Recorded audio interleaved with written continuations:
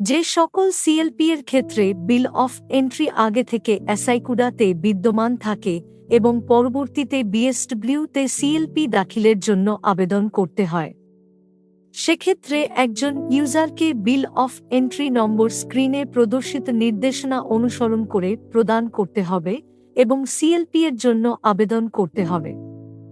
এভাবে ইনপুট করার ফলে হেডার এবং আইটেম ট্যাবের কিছু ফিল্ড এসআইকুডা থেকে স্বয়ংক্রিয়ভাবে পূরণ হয়ে যাবে।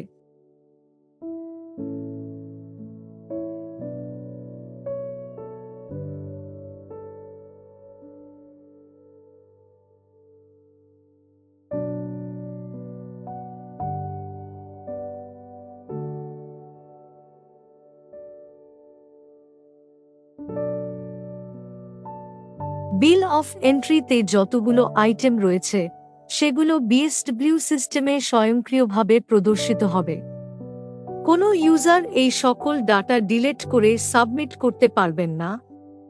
বিল অফ এন্ট্রিতে যে সকল আইটেম আছে সেগুলো দিয়ে সিএলপির জন্য রিকোয়েস্ট সাবমিট করতে হবে।